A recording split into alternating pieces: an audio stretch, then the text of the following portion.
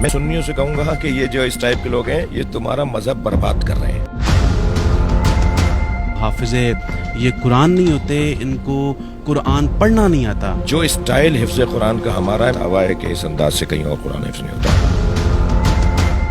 ان کی کتابیں بھری ہوئی ہیں، ان کے لوگوں کے کلپس موجود ہیں جس میں توہین کے پہلو ہیں. علی ولی اللہ حجت اللہ وسیع رسول وہ خلیفۃ. میں کہتا ہوں صحابہ کو جتنا ہم مانتے ہیں اتنا آپ ہی نہیں مانتے. آپ تو طلقاء کو مانتے ہیں، صحابہ کو کہاں مانتے ہیں؟ آپ کا کیا تعلق ہے صحابہ کرام سے؟ صحابہ کرام کو تو ماننے والے ہم ہیں. بھائی میرے تراویح پڑھانی ہے، آپ کی دکانداری کا مسئلہ ہے، آپ کو پیسہ ملنا ہے. ہمیں کیونکہ قرآن سے کوئی ہمارا کمائی کا ذریعہ نہیں ہے. محاذ آرائی کرو گے تو پوری دنیا میں شیعہ کو سنی ختم نہیں کر سکتا، سنی کو شیعہ ختم نہیں کر سکتا. میں اگر ان صحابیوں اور صحابیوں کے بیٹوں کے نام بتاؤں جن کے والدین نے مطاع کیا اور پھر مطاع سے وہ صحابی دنیا میں آئے، بھی اس پہ شور مچائیں گے کہ اس نے توہین کی ہے. صحابیوں پہ الزام لگاتے ہیں تو توہین صحابہ تو آپ کر رہے ہیں. السلام علیکم. نیوز 99 کے ساتھ میں ہوں آپ کا میزبان علی رضوی. ناظرین، عالمی شہرت یافتہ اسلامک اسکالر سید شہنشاہ حسین نقوی صاحب ہمارے ساتھ موجود ہیں. آغا صاحب بہت بہت شکریہ آپ کے قیمتی وقت کا. سب سے پہلے میں اور میری ٹیم جو ہے آپ کے والد صاحب کے بارے میں سنا، تعزیت پیش کرتے ہیں. آغا صاحب آپ کا وقت بہت زیادہ قیمتی ہے. میں سوالات کی جانب بڑھنا چاہوں گا. آغا صاحب سب سے پہلا سوال 12 ربیع الاول کے حوالے سے میں کروں گا کہ سرور کونین کی آمد کا مہینہ ہے اور اہل تشیع جو ہے حضرات وہ 17 کو ہم عید میلاد النبی مناتے ہیں اور 28 کو جو ہے سفر کو وصال ہے. لیکن جو اہل سنت برادری ہے وہ 12 ربیع الاول کو کہتے ہیں کہ اسی دن ولادت بھی ہے اور جو وصال بھی ہے. آپ ایک عالم دین ہے، اس پہ آپ کا کیا کہیں گے؟ کچھ تاریخ جو ہے، بہتر تاریخ کون سی ہے؟ بسم اللہ الرحمن الرحیم. سب سے پہلے میں بھی اپنے حصے کا شکریہ کہ آپ نے موقع دیا، وقت دیا. میرے والد گرامی ایک سماجی، ایک فلاحی شخصیت تھی خدمت کے حوالے سے، ان کے لیے آپ نے دعا کی، میں ممنون ہوں. ربیع الاول کا مہینہ بہار کا، خوشیوں کا اور شادمانی کا اور ایک اعتبار سے عید کا مہینہ ہے، اس لیے کہ ہم 8 ربیع الاول کے بعد 8 کو ہم سوگ ختم کر دیتے ہیں، کیونکہ 8 کو امام حسن عسکری کی شہادت کا دن ہے. تو ہم اس دن سوگ اور پھر 9 سے ہم خوشیاں منانا شروع کرتے ہیں. تو 12 سے 17 تک آیت اللہ روح اللہ الموسوی الامام الخمینی رحمۃ اللہ علیہ نے ہفتہ وحدت کا اعلان کیا. اس پورے ہفتے میں سنی شیعہ مل کر نبی مکرم کی سیرت پر اور ان کے فضائل پر غور کریں، اسے بیان کریں. جہاں تک تاریخوں کا مسئلہ ہے کہ 17 کو شیعہ ولادت کا دن مانتے ہیں اور 12 کو اہل سنت مانتے ہیں، میں کہتا ہوں یہ کوئی خاص اختلاف نہیں ہے، بلکہ اس کو اچھا سمجھا جائے، اس کو حسن کے طور پہ لیا جائے. یہ دونوں تاریخیں ہماری تاریخیں ہیں. آغا صاحب سوشل میڈیا ہر بندہ یوز کرتا ہے. ایک منظور مینگل صاحب ہیں، آج کل وہ کافی زیادہ ان کے جو ہے نا وہ بیانات سامنے آ رہے ہیں، جلسے بھی کر رہے ہیں.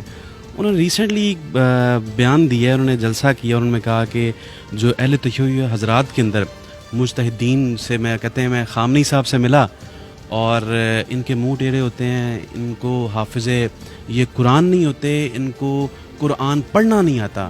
میں صرف اتنا کہوں گا کہ مولا علی نے فرمایا المرء محفوظ تحت لسانہ، المرء محبوط تحت لسانہ لفظ بھی ہے، یعنی انسان اپنی زبان کے نیچے چھپا ہوا ہے.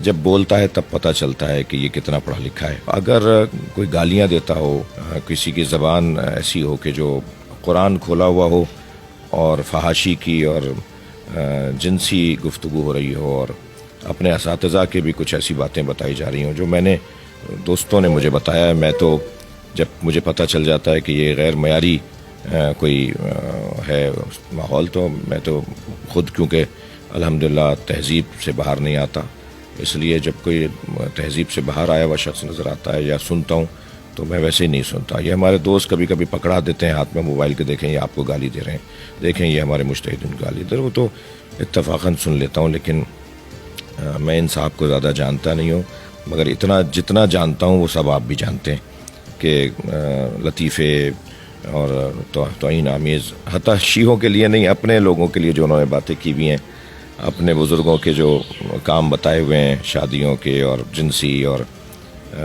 جہاں تک بات یہ ہے کہ اچھا ایک انہوں نے میرے لیے کہا ہے کہ وہ کہتا ہے کہ سنی ہماری جان ہے، تو سنیوں کی جان تو صحابہ ہیں. جی بالکل، آپ بین المذاہب کی بات کرتے ہیں تو آپ ہماری جان کی قدر کریں. ہاں تو وہ کہتا ہے کہ جی سنی ہے تمہاری جان ہے تو صحابہ سنیوں کی جان ہے تو پہلے صحابہ کو تو مانو. میں کہتا ہوں صحابہ کو جتنا ہم مانتے ہیں اتنا آپ ہی نہیں مانتے. آپ تو طلقاء کو مانتے ہیں، صحابہ کو کہاں مانتے ہیں؟ آپ تو آزاد شدگان کو مانتے ہیں جو نہ مہاجر تھے نہ انصار تھے صحابیوں میں. تو آپ کا کیا تعلق ہے صحابہ کرام سے؟ صحابہ کرام کو تو ماننے والے ہم ہیں، ان کی آبرو، ان کا احترام. آپ نے تو جب ان کے بارے میں بات کی ہے تو آپ نے تو ان کا مذاق اڑایا ہے، آپ نے ان کی توہین کی ہے.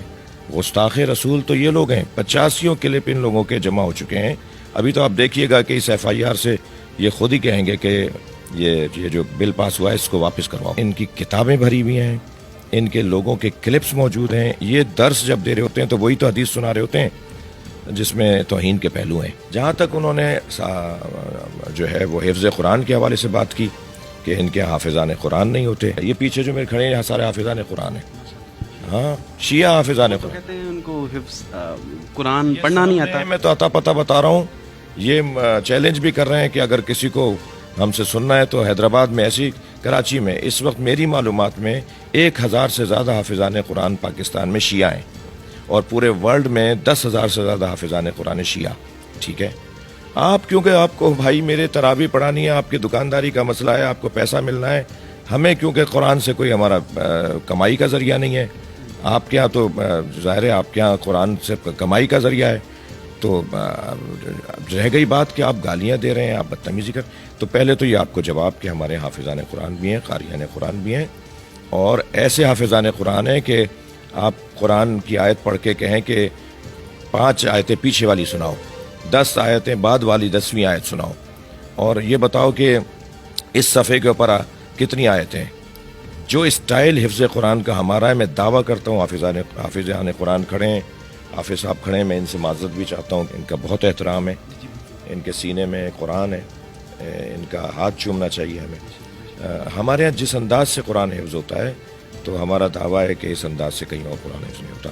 میں آپ کے توسط سے جن صاحب کا آپ نے نام لیا ان سے کہوں گا کہ اگر آپ کو کسی شخص کے ہاں گمراہی، برائی، اس کے ہاں مثلاً کفر یا شرک نظر آتا ہے تو بھائی آپ وارث دین بنے بیٹھے ہیں، اس کو تبلیغ کرو نا، اس کو ہدایت دو، مناظرے رکھو، بات کرو ہم سے، ہمارے علماء سے مناظرے کرو.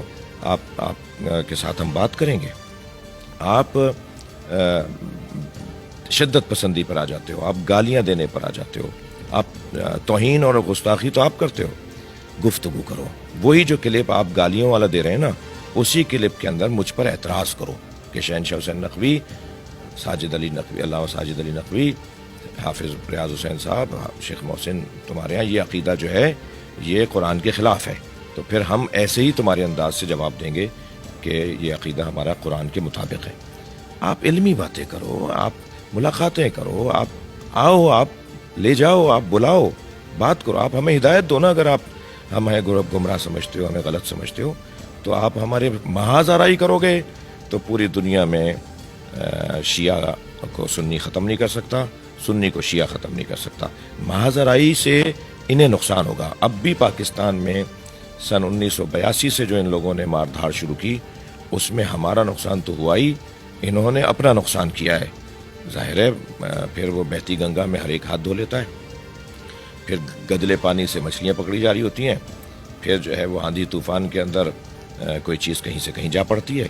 تو ان کو میں نصیحت کروں گا کہ آپ کے نزدیک اگر ہم گمراہ ہیں تو ہمارے لیے آپ علمی باتیں کریں، علمی پیغامات دیں. میں سنیوں سے کہوں گا کہ یہ جو اس ٹائپ کے لوگ ہیں یہ تمہارا مذہب برباد کر رہے ہیں، تمہارا نظریہ، یہ تمہارے مخلص نہیں ہیں یہ لوگ.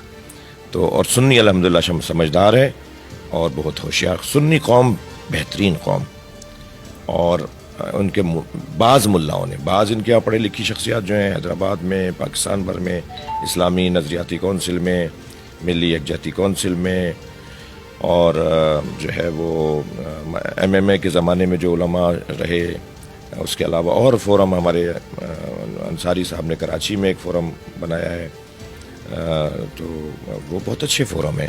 میں سب کے لیے نہیں، بہت محترم ہے، مگر یہ چند لوگ جو ماحول خراب کر رہے ہیں انہیں نصیحت کروں گا، ان کے لیے دعا کروں گا، اللہ انہیں ہدایت عطا فرمائے. آغا صاحب، بل کی آپ نے بات کی، اور دیکھیں ابھی انہی صاحب نے میرے خیال میں جس طرح بل میں توہین صحابہ ہے، توہین اہل بیت بھی اتنی اس سے زیادہ ہے اہل بیت. انہوں نے متعا کی بات کی کہ جو تشیع قوم کے اندر، جو اس فقہ کے اندر جو ایک دفعہ متعا کرے وہ توبہ نعوذ باللہ پہلے امام جیسا، اور وہ جو دوسری دفعہ کرے، تیسری چوتھی دفعہ کرے وہ نبی پاک جتنا اس کو رتبہ انہوں نے کہا.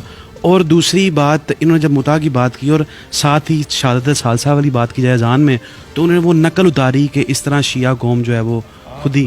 آپ میرے خیال سے، میں سمجھتا ہوں کہ پہلے میں نے بہت زیادہ بات کر دی ہے، بہت زیادہ بات کرنا فائدہ نہیں ہے. میں اگر ان صحابیوں اور صحابیوں کے بیٹوں کے نام بتاؤں کہ جن کے والدین نے متعا کیا اور پھر متعا سے وہ صحابی دنیا میں آئے، حضرت شخصیات ہیں اہل سنت کی کتابوں میں لکھا ہوا ہے کہ کس کس صحابی نے متعا کیا، تو اس سے ان کی جو اولاد سامنے آئی. عبداللہ ابن زبیر، حضرت عبداللہ ابن زبیر رضی اللہ تعالیٰ عنہ کے بارے میں اپنی کتابیں پڑھو کہ ان کے ابا اماں نے متعا کیا تھا. اس کے نتیجے متعا ایک نکاح کی قسم ہے. عقد مسیار سعودی عرب کے اندر سارے مفتیوں نے جائز قرار دیا. عقد مسیار یہی ہے.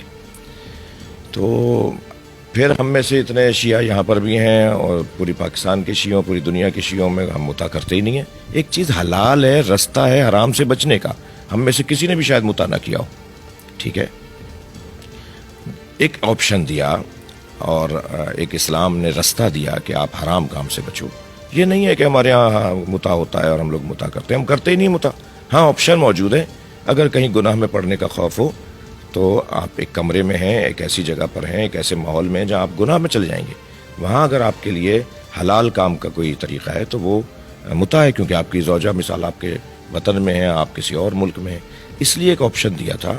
ہم میں سے کوئی، میں اتنا میری اس وقت 50 سال عمر ہونے کو ہے، میں نے تو آج تک متعا نہیں کیا. شیعہ حضرات متعا نہیں کرتے، ٹھیک ہے. اور یہ الزام اس طرح، تو جہاں تک بات ہے کہ تو اگر اب اس طرح کی، اب جیسے میں نے مثال دی نا، ابھی اس پہ شور مچائیں گے کہ اس نے توہین کی ہے. حضرت عبداللہ ابن زبیر کو، بیٹے حضرت عبداللہ ابن زبیر کو کہا یہ متعا کی اولاد. بھائی تمہاری کتابوں میں لکھا ہوا ہے، توہین نہیں ہے. ہم تو اس کو اچھا سمجھتے ہیں، کرتے نہیں ہیں. ہر اچھا کام تھوڑی کرتے ہیں. کتنی چیزیں اچھی آپ کو مارکیٹ میں نظر آتی ہیں، سب لے لیتے ہیں کیا آپ؟ کتنے اچھے اچھے کھانے رکھے ہوتے ہیں، سب کھا لیتے ہیں کیا آپ؟ اچھی چیز ہے، مگر ہم ہر اچھی چیز نہیں لیتے. تو ایک اچھی چیز تھی. صحابہ کرام نے بعض نے متعا کیا، نبی کے زمانے میں متعا تھا. آپ کہتے ہیں خیبر کے موقع پہ وہ حرام کر دیا گیا، خیبر کے موقع پہ نبی نے منسوخ کر دیا. ہمارا سوال یہ ہے کہ حضرت عبداللہ ابن عباس حبر الامہ رضی اللہ تعالی عنہ، وہ آخری وقت تک کہتے تھے کہ نبی نے اسے حرام قرار نہیں دیا. یہ غلط بتایا جا رہا ہے. آپ کہتے ہو اصحابی کالنجوم بأیہم اقتدیتم اہتدیتم. صحابی جو ہے وہ ستاروں کی طرح ہیں. کسی ایک صحابی کے پیچھے بھی چلو گے تو تم ہدایت یافتہ ہو. تو ہم آپ کے اس فارمولے کے مطابق، جبکہ یہ حدیث ہمارے یہاں معتبر نہیں ہے، آپ کے اس فارمولے کے مطابق ہم حضرت عبداللہ ابن عباس رضی اللہ تعالیٰ عنہ کے پیچھے چل رہے ہیں، جو آخری وقت تک کہتے تھے کہ متعا حرام نہیں ہوا. تو آپ کیسے کہہ سکتے ہو ہمیں گناہ؟ کیسے اسے زنا کہہ سکتے ہو؟ آپ جب اسے زنا یا اس کو گناہ کہتے ہیں تو آپ صحابیوں پہ الزام لگاتے ہیں. تو توہین صحابہ تو آپ کر رہے ہیں. علامہ صاحب نے بہت ہی خوبصورت جوابات دیے. مزید ایسے پروگرامز آپ کی خدمت میں لے کے آتے رہیں گے. علی رضوی کو نیوز 19 دیجیے اجازت. ایک نئے پروگرام، ایک نئے ایشو کے ساتھ دوبارہ آپ کی خدمت میں حاضر ہوں گے. تب تک کے لیے اللہ نگہبان.